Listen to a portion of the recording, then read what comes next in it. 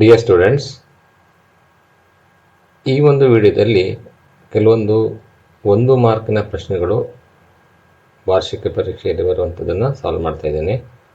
ಮೊದಲಿಗೆ relations and functions ಚಾಪ್ಟರಿಂದ ತಗೊಳ್ತಾ ಇದ್ದೇನೆ. ನೋಡಿ, ಈ ಪ್ರಶ್ನೆಗಳು ತುಂಬ ಇಂಪಾರ್ಟೆಂಟ್ ಇರುತ್ತೆ. ನೀವು 1 ಮಾರ್ಕಿನಲ್ಲಿ ಹೆಚ್ಚಿನ ಪ್ರಶ್ನೆಗಳು ಇದೇ ಥರದಲ್ಲಿ ಇರುತ್ತೆ ಮತ್ತು ನಿಮಗೆ ಸ್ಕೋರ್ ಮಾಡಲಿಕ್ಕೆ ಈ ಪ್ರಶ್ನೆಗಳು ತುಂಬ ಉಪಯೋಗ ಆಗುತ್ತೆ. ಮೊದಲನೇ ಪ್ರಶ್ನೆ ನೋಡಿ, define empty relation.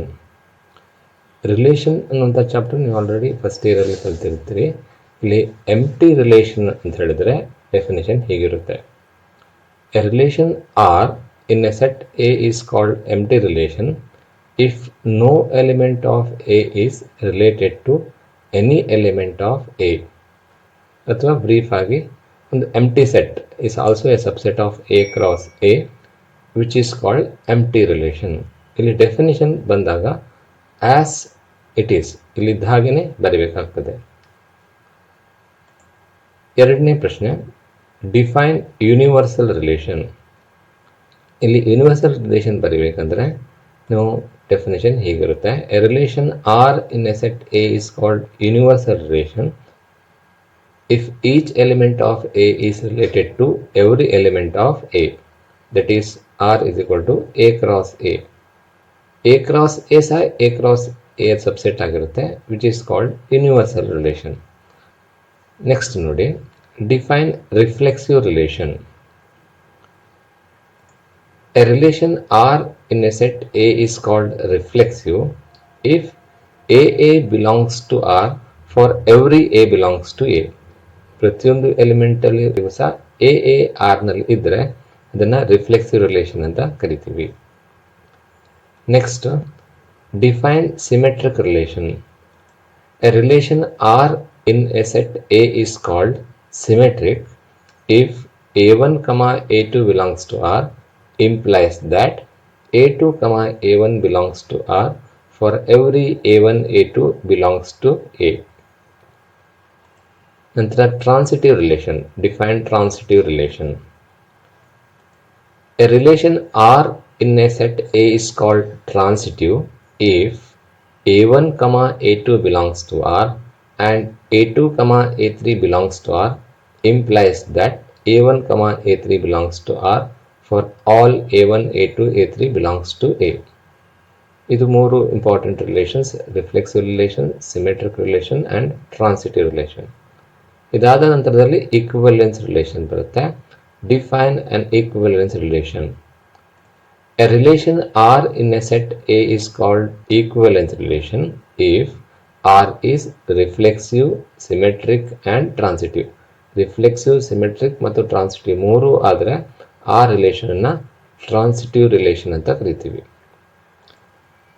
Next, a relation R on A is equal to 1, 2, 3 defined by R is equal to 1, 1, 1, 2, 3, 3 is not symmetric. Why? ಈ ಥರ ಪ್ರಶ್ನೆ ಬಂದಾಗ ನೀವು ರೀಸನನ್ನು ಕೊಡಬೇಕಾಗುತ್ತೆ. ಇಲ್ಲಿ ಸಿಮೆಟ್ರಿಕ್ ಅಂತ ಯಾವಾಗ ಹೇಳ್ತೀವಿ? If A1, A2 belongs to R implies A2, A1 belongs to R. ಇಲ್ಲಿ ನೋಡಿ, ಇಲ್ಲಿ 1, 2 belongs to R. ಇಲ್ಲಿ 1, 2 belongs to R, but 2, 1 R ನಲ್ಲಿ ಇಲ್ಲ. 2, 1 R ನಲ್ಲಿ ಇಲ್ಲ, not belongs to R. That is 1, 2 belongs to R, but 2, 1 not belongs to R. Therefore R is not symmetric. Next ಪ್ರಶ್ನೆ ನೋಡಿ, give an example of a relation which is symmetric but neither reflexive nor transitive. ಇಲ್ಲಿ you have to give an example of a relation which is symmetric but neither reflexive not transitive. ಈ ಥರದ ಪ್ರಶ್ನೆ ಬಂದಾಗ ನಾನು general ಆಗಿ ಹೇಗೆ solve ಮಾಡಬೇಕು ಅನ್ನೋದನ್ನು ಎಕ್ಸ್ಪ್ಲನೇಷನ್ ಕೊಡ್ತೀನಿ. Let us come to this problem later. Here it is better you take a set A which contains 3 elements, that is 1, 2, 3.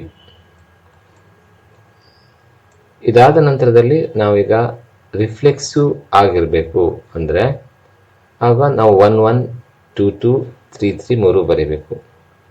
Not reflexive ಅಂತ ಹೇಳಿದ್ರೆ ಈ 1 1 2 2 3 3 ಇದರಲ್ಲಿ ಯಾವ್ದಾದ್ರು ಒಂದು ಎಲಿಮೆಂಟನ್ನು ಬಿಡಬೇಕಾಗುತ್ತೆ.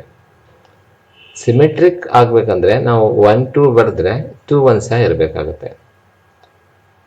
ಆ್ಯಂಡ್ ನಾಟ್ ಸಿಮೆಟ್ರಿಕ್ ಅಂತ ಹೇಳಬೇಕಂದ್ರೆ 1 2 ಬರೆದು 2 1 ಬರೀದೇ ಇದ್ದರೆ ಆಯಿತು. ಓಕೆ, ಬಟ್ ಟ್ರಾನ್ಸಿಟಿವ್ ಹೇಗೆ ಬೇಕೋ ಹಾಗೆ ನಾವು ಅಡ್ಜಸ್ಟ್ ಮಾಡ್ಕೋಬೋದು. ಹಾಗೆಯೇ ಟ್ರಾನ್ಸಿಟಿವ್ ಆಗಬೇಕಾದ್ರೆ ಎ ಕಮಾ ಬಿ ಇದ್ದು ಬಿ ಕಮಾ ಸಿ ಇದ್ದರೆ ಎ ಕಮಾ ಸಿ ಇರಬೇಕು. ನಾಟ್ ಟ್ರಾನ್ಸಿಟಿವ್ ಆಗಬೇಕಾದ್ರೆ ಎ ಕಮಾ ಬಿ ಇದ್ದು ಬಿ ಕಮಾ ಸಿ ಇದ್ದು ಎ ಕಮಾ ಸಿ ಇರಬಾರ್ದು. ಹಾಗಾಗಿ ಇಲ್ಲಿ ಒಟ್ಟಿಗೆ ನಮಗೆ 3 ಕಂಡೀಷನ್ಸ್ಗಳಿದೆ: ರಿಫ್ಲೆಕ್ಸಿವ್, ಸಿಮೆಟ್ರಿಕ್ ಆ್ಯಂಡ್ ಟ್ರಾನ್ಸಿಟಿವ್. ಹಾಗೆ reflexive, not reflexive, not symmetric, not transitive. Totally there will be 8 types of problems. 8 ಕಾಂಬಿನೇಷನಲ್ಲಿ ಪ್ರಾಬ್ಲಮ್ಸನ್ನು ಕೇಳಬಹುದು. ಈಗ ಪ್ರಶ್ನೆ ನೋಡಿ, give an example of a relation which is symmetric but neither reflexive not transitive. ಈಗ ನಾವು ಸೆಟ್ಟನ್ನು 1 2 3 ಅಂತ ತಗೊಳ್ಬೇಕು. ರಿಲೇಷನ್ ಆರನ್ನು ಡಿಫೈನ್ ಮಾಡಬೇಕಿದ್ರೆ see here the question is symmetric ಅಂತ ಹೇಳಿದ್ದಾರೆ. ಹಾಗಾಗಿ ನಾವು 1 2 ಇದ್ದರೆ 2 1 ಇರಬೇಕು. ಇಲ್ಲಿ 1 1 ಬರೆದಿದ್ದೀನಿ, 2 2 ಬರೆದಿದ್ದೀನಿ, 3 3 ಬರೀಲಿಲ್ಲ. ಯಾಕೆ ಬರೀಲಿಲ್ಲ ಅಂತ ಹೇಳಿದ್ರೆ it is asked not reflexive ಅಂತ ಹೇಳಿ ಕೇಳಿದ್ದಾರೆ. ಹಾಗಾಗಿ 3 3 ಬರೀಲಿಲ್ಲ.